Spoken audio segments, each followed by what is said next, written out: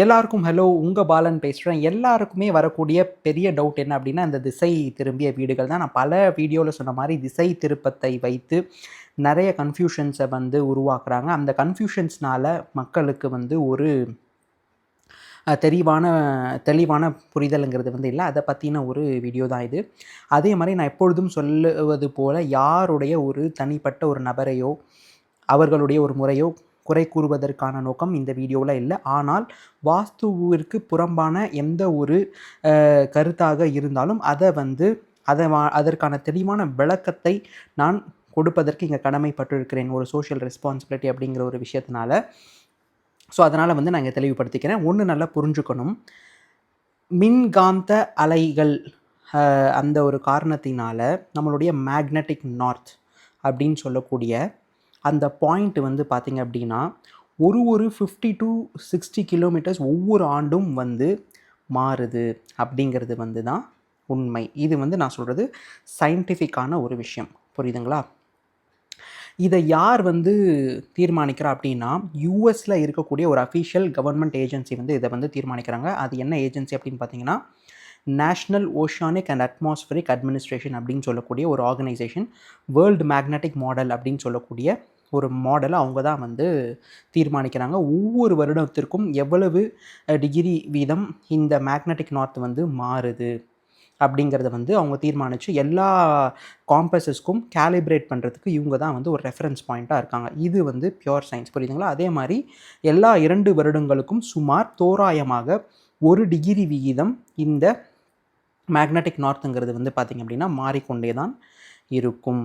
இது fact, scientific fact, புரியுதுங்களா? இது எதனால் மாறுது அப்படின்னா, மின்காந்த அலைகள்னால. மின்காந்த அலைகள் எதனால் வருது அப்படின்னா, ஏர்த்துடைய அவுட்டர் கோர் இருந்து நமக்கு அந்த மின்காந்த அலைகள்ங்கிறது வருது, புரியுதுங்களா?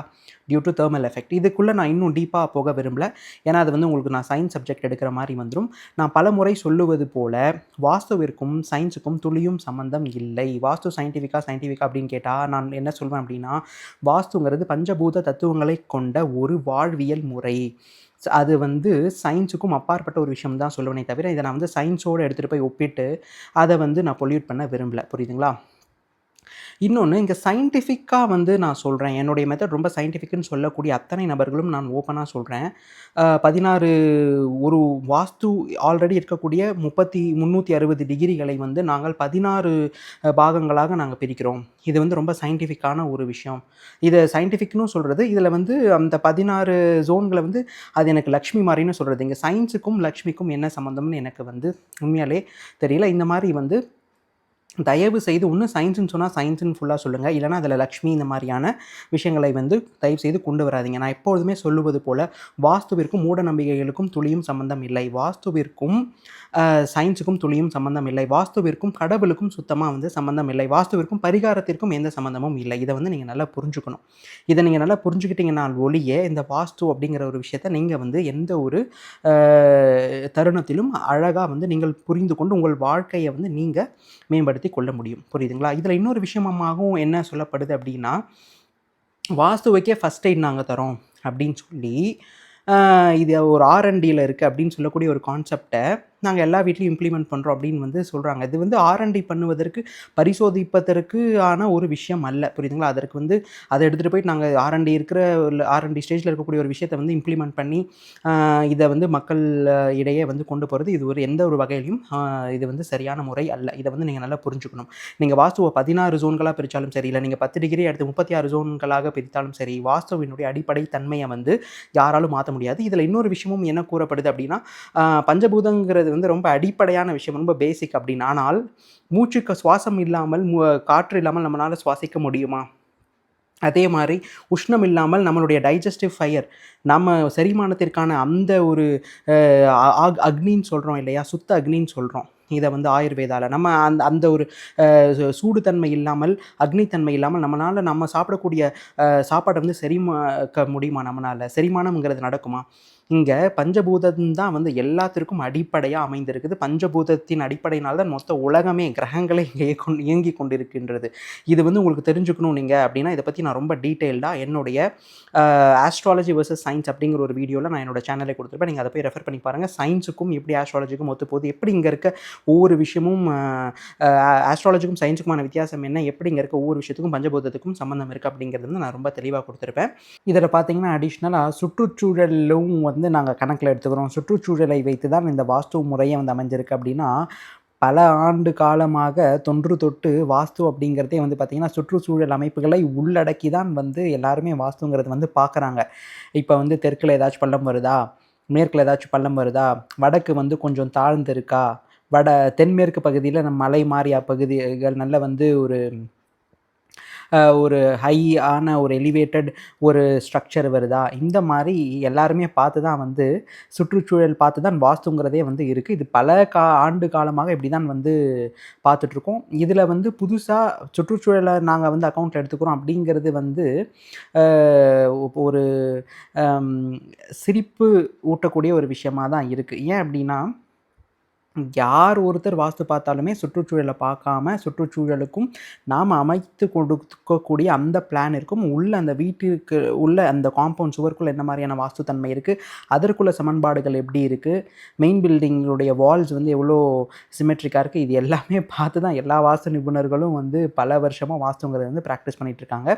ஸோ இதை வந்து ஒரு ஆடட் பாயிண்ட்டாக வந்து சொல்லி அதை வந்து ஃபோக்கஸ் பண்ணுறது அப்படிங்கிறதும் வந்து ஏற்புக்குடையதான ஒரு விஷயம் அல்ல. இதில் மெஷின்ஸும் நாங்கள் வச்சு பார்க்குறோம். மெஷின்ஸை வச்சு வாலுடைய இதெல்லாம் பார்க்குறோம் அப்படின்னு சொல்லுவதும் என்ன மாதிரி அமைப்பு அப்படின்னா, இந்த ஆரா மீட்டரு, அப்புறம் இந்த நேமியாலஜி எல்லாம் மாற்றும்பொழுது இந்த லெஷர் ஆண்டனா வச்சு இந்த லெஷர் ஆண்டனாவை இப்படி பிடிச்சிக்கிட்டு இப்போ நீங்கள் சொல்லக்கூடிய அந்த பேர் வந்து பாசிட்டிவாக இருக்கா இல்லையா அப்படிங்கிறத வந்து பார்த்துறது ஒரு காலம் இருந்தது. இப்போ அதெல்லாம் போய் ஆரா மீட்ரு, அப்புறம் வந்து இந்த பெண்டுலம் டோசிங், அது மட்டும் இல்லாமல் ஒரு சுவர்களுடைய அமைப்பு எப்படி இருக்குது, அதை நாங்கள் வந்து மெஷின் வச்சு பார்க்குறோம் அப்படிங்கிறது எல்லாமே கூட எந்த ஒரு வகையிலையும் வாஸ்துவிற்கும் இதுக்கும் சம்மந்தம் இல்லை.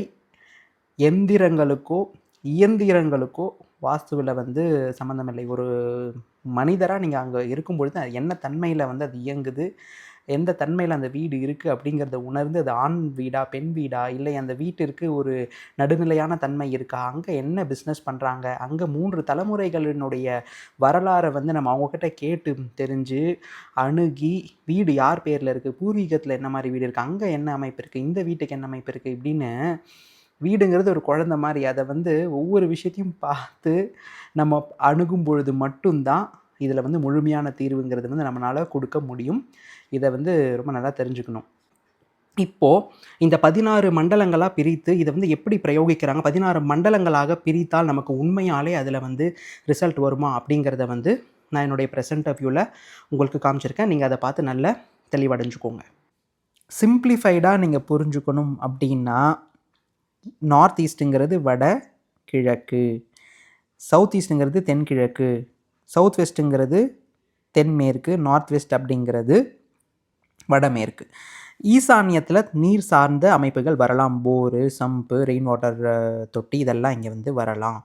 ஆக்னேய பகுதியில் வந்து நமக்கு கிச்சனு, அதே மாதிரி எலக்ட்ரிக்கல் சார்ந்த விஷயங்கள் இதெல்லாம் வந்து வரலாம். ஏன்னா அது அக்னி தன்மை வாய்ந்தது. இங்கே வந்து கணவன் மனைவிக்குள்ளே இறுக்கமாக இருந்து இனப்பெருக்கம் செய்யக்கூடிய அந்த இடமானது மண் தன்மை வாய்ந்தது. அது நைருதி மூலை. அங்கே வந்து பெட்ரூம் வரலாம். அதே மாதிரி இது வந்து முதுகு சார்ந்த பகுதியை குறிக்கும். ஸோ இங்கே வந்து வெயிட்டான அமைப்புகள் வரலாம். அதே மாதிரி வடமேற்குங்கிறது வாயுவே மூலை. இங்கே வந்து பார்த்திங்க அப்படின்னா நமக்கு வாயுங்கிறது ஒரு இடத்துல தங்காது. அதனால தான் இங்கே வந்து கெஸ்ட் ரூம் மாதிரி கொடுங்க. நமக்கு ஈஸியாக வந்து கெஸ்ட்டுங்கிறவங்க அடிக்கடி வந்து போகிறவங்க, நம்ம வந்து ரொம்ப அதிகம் தங்கக்கூடியவர்களுக்கு இங்கே கொடுக்காதீங்க. வாயு தன்மை உள்ளதுனால இங்கே கெஸ்ட் ரூம் கொடுங்க. அதே மாதிரி நமக்கு வந்து பார்த்திங்க அப்படின்னா இங்கே ஏன் பாத்ரூம் வரணும் அப்படிங்கிறதுக்கு எல்லாத்துக்குமே ஒரு சில உபபிராணங்கள் இங்கே இருக்குது. அது ரொம்ப டீப்பாக போகும். அந்த அளவுக்கு நம்ம இங்கே போய் நம்ம காம்ப்ளிகேட் பண்ணிக்க வேண்டாம். இந்த வீடியோட பர்பஸே வந்து பார்த்திங்க அப்படின்னா ரொம்ப சிம்பிளிஃபைட் ஆகணும்னு தான்.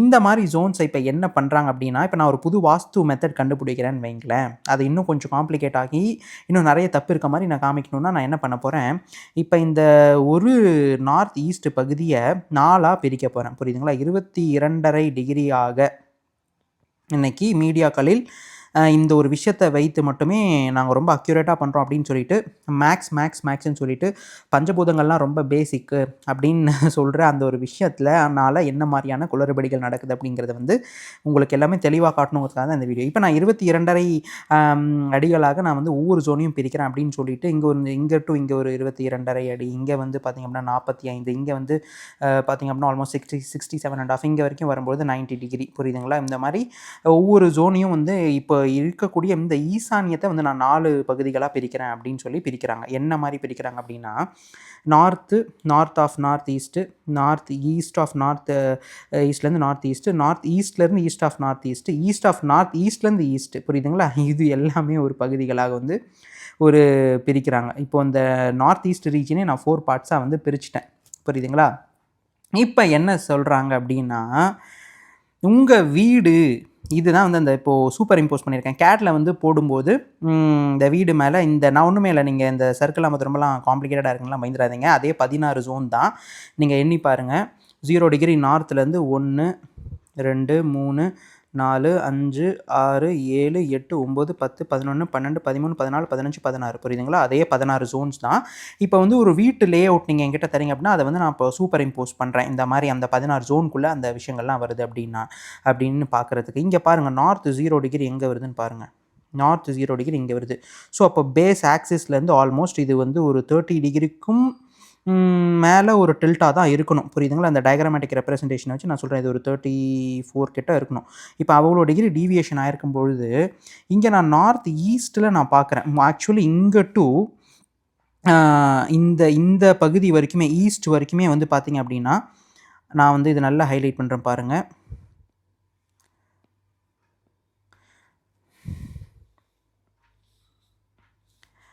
புரியுதுங்களா? இங்கே வரைக்கும் இது ஃபுல்லாகவே நார்த் ஈஸ்ட் ரீஜன் தான். இப்போ வந்து நீங்கள் என்ன பண்ணியிருப்பீங்க, இங்கே எங்கேயோ ஒரு இடத்துல நீங்கள் வந்து போர் போட்டிருப்பீங்க. அங்கே போருங்கிறது வரலாம். போரோ தண்ணி சார்ந்த அமைப்புக்குள்ள உங்கள் வீட்டில் இங்கே இந்த டயக்ராமில் இங்கே வரலாம். புரியுதுங்களா? ஆனால் இப்போ 16 டிகிரியாக 16 ஜோனாக நான் பிரித்து ஒவ்வொரு ஜோனுக்கும் 22.5 டிகிரிகள் பிரித்து இதுக்கு ஏதோ ஒரு வேதியியல், கணக்கியல்னு நான் ஏதோ ஒரு பேர் கொடுக்குறேன்னு வைங்களேன். இது ஒரு புது வாஸ்து முறைன்னு நான் கொண்டு வந்துட முடியும். இப்போ 22 நான் நாளைக்கு 10 பிரித்து 36 ஜோனு நானும் கூட ஒரு வாஸ்து கான்செப்ட் கொண்டு வரலாம். புரியுதுங்களா? கொண்டு வந்துட்டு கரெக்டாக எனக்கு வந்து அந்த நார்த் ஈஸ்ட் கான்சென்ட்ரேட்டட் பார்ட்டில் தான் எனக்கு வரணும் அப்படின்னு நான் இந்த இடத்துல தான் எனக்கு போர் வரணும். இங்கெல்லாம் இந்த ரெஸ்ட்ரிக்டட் ஜோனில் மட்டும்தான் எனக்கு நீர் அமைப்புகள் வரணும். இங்கே எங்கேயுமே வரக்கூடாதுன்னு சொன்னேன்னு வைங்களேன். இப்போது ஒரு 100 வீட்டில் இந்த 45 டிகிரிக்குள்ளே, அதாவது இந்த 90 டிகிரிக்குள்ளே இருக்கக்கூடிய அந்த ஈசானிய பகுதிகளில் இருக்கக்கூடிய அந்த நீர் அமைப்புகளை நான் இந்த அளவுக்கு ஒரு ஜோன் 22.5 டிகிரி ஜோனுக்கு நான் ரெஸ்ட்ரிக்ட் பண்ணுறேன்னு வைங்களேன். நான் என்ன ஆகும்னா, 100 வீடு இருக்குன்னா அதில் 10 வீடுக்கு மட்டும்தான் கரெக்டாக அந்த நீர் அமைப்புகள்ங்கிறது இவ்வளோ எக்ஸாக்டாக வரும். இந்த மீதி இங்கே இருந்தாலும் வடகிழக்கிலே இருந்தாலும் சரி, வேறு ஜோனில் நார்த் ஈஸ்ட்டில் எனக்கு வந்து போர் வருதுன்னா அது தப்பு அப்படின்னு இப்போ நான் வந்து ஒரு இயல் அப்படின்னு சொல்லிட்டு இந்த மாதிரி வாஸ்து முறைகள்லாம் நிறைய வருது. இந்த மாதிரி நான் ஒரு வாஸ்து முறை கொண்டு வந்தேன்னா என்ன ஆகும், இப்போ 100 வீட்டுக்கு நான் வாஸ்து பார்க்க போகிறேன்னா அதில் வந்து 90 வீடுகளுக்கு என்னால் வாஸ்து பிழையை அழகாக சொல்ல முடியும். 90 வீடுகளில் வாஸ்து இல்லைன்னு என்னால் சொல்ல முடியும். அப்போ என்ன பண்ணலாம் அப்படின்னா, அதுக்கு நீங்கள் இந்த வீட்டுக்குள்ளே இந்த வீடு இருக்குது, இங்கே வந்து 33 டிகிரி திசை திரும்பி இருக்குன்னா இந்த வீட்டுக்குள்ளேயே மேலே தனியாக இப்படி வந்து ஒரு ரூம் அமைச்சுக்கோங்க. இப்படி நீங்கள் அமைச்சுக்கிட்டிங்கன்னா இந்த நார்த் இங்கே வந்து உங்களுக்கு 33 டிகிரி மாறி இருக்கிறதுனால இப்போ நீங்கள் இந்த மாதிரி ரூம் அமைக்கும் பொழுது அது உங்களுக்கு சரியாக வந்துடும் அப்படின்னு சொல்லிட்டு நான் என்ன பண்ணலாம், நீங்கள் எதுவுமே இடிக்க தேவையில்லை, எதுவுமே உடைக்க தேவையில்லை, இப்படி நீங்கள் சீர் செஞ்சுக்கிட்டீங்க அப்படின்னாலே உங்களுக்கு வாஸ்து வந்துடும், உங்களுக்கு 180 நாள் எல்லாமே சரியாயிடும் அப்படின்னு நான் சொன்னேன் அப்படின்னு வைங்களேன். உடனேயுமே ஓகே, எதுவுமே இடிக்க தேவையில்லை, இடித்தா நமக்கு எல்லாமே செலவு வருதுன்னு நினச்சி நமக்கு இருக்கக்கூடிய அந்த பயத்தினாலையும் நாம் ஏன் இதை இது பண்ணணும், நம்ம ஏன் அதை சீர் செய்யணும், நமக்கு இது ரொம்ப ஈஸியாக இருக்கே அப்படிங்கிற அந்த ஒரு காரணத்தினால இந்த மாதிரி பட்டுன்னு நம்ம என்ன பண்ணுவோம், ஓகேன்னு சொல்லிட்டு ஒரு வீட்டுக்குள்ளே ஒரு ரூமை கட்டிட்டு அந்த ரூமுக்குள்ளே மற்ற ரூமெல்லாம் யூஸ் பண்ணாமல் ஃபுல்லாக தூங்கிட்டு இருப்போம். நம்ம என்ன நினைப்போம் அப்படின்னா, எனக்கு நார்த் ஈஸ்ட்டில் அழகாக நமக்கு அங்கே இருக்க வேண்டிய இடத்துல தான் போரு, சம்பு இதெல்லாம் வரும். ஆனாலும் எனக்கு வந்து இந்த 22.5 டிகிரியில் இல்லை, எனக்கு வந்து வேறு இடத்துல இருக்குது அப்படின்னு சொல்லிட்டு உங்களுக்கு ஒரு பய உணர்வு வந்துடும். ஸோ அதனால தான் நான் என்ன சொல்கிறேன், இந்த மாதிரி அக்யூரேட்டாக நீங்கள் ஒவ்வொரு விஷயத்தையும் பிரித்து எடுத்தீங்க அப்படின்னா யாருக்குமே வாஸ்துங்கிறது கரெக்டாக வராது. எல்லார் வீட்டையும் வாஸ்துங்கிறது ரொம்ப தவறான அமைப்பில் தான் வரும். இந்த மாதிரி மொத்த வாஸ்துவை வந்து நான் 16 ஜோனாக பிரிக்கிறேன், 32 ஜோனாக பிரிக்கிறேன், நாளைக்கு 10 டிகிரியை வச்சு நான் 36 ஜோனாக பிரிக்கிறேன் இப்படின்னு சொல்லிட்டு, இந்த 36 ஜோனில் இந்த 10 டிகிரியில் தான் எனக்கு வந்து இந்த அமைப்புகள் வரணும், அப்படி வந்தால் தான் நான் சிறப்பாக இருக்குன்னு நான் ஒரு புதுசாக ஒரு மெத்தட் கண்டுபிடிச்சேன்னு வைங்களேன். வாஸ்துங்கிறது எல்லாருமே ஒரே தருணத்தில் வாஸ்துவை சுத்தமாக யாருமே நம்பாத ஒரு அமைப்பில் போய் வாஸ்துவே கம்ப்ளீட்டாக பொய் அப்படிங்கிற அமைப்பில் வந்து வந்துடும். இதனால தான் நான் உங்களுக்கு டீட்டெயிலாக சொல்கிறேன். இந்த அளவுக்கு நீங்கள் காம்ப்ளிகேட்டடாக போய் அதை வந்து வேதியியல் கணக்கியல்னு அப்படி ஏதோ புதுசாக பேர் வச்சு அந்த மாதிரியெல்லாம் தாட்ஸ் போகாமல் அழகாக நார்த் ஈஸ்ட் ஜோன் ஈசானியம் ஒரு 90 டிகிரி, சவுத் ஈஸ்ட்டுங்கிறது வந்து பார்த்திங்கன்னா அது ஒரு 90 டிகிரிஸ், அதுக்கப்புறம் சவுத் வெஸ்ட்னு எடுத்துக்கிட்டிங்கன்னா அது ஒரு 90 டிகிரிஸ், அதுக்கடுத்து நார்த் வெஸ்ட்னு எடுத்துக்கிட்டிங்கன்னா அது ஒரு 90 டிகிரிஸ். இவ்வளோ தான். இதில் ஒரு மூலைகளுக்கும் ஒரு தன்மை இருக்குது. அந்த தன்மைக்கு ஏற்றாற் போல் அங்கே விஷயங்களை நம்ம வந்து வைக்க போகிறோம். புரியுதுங்களா?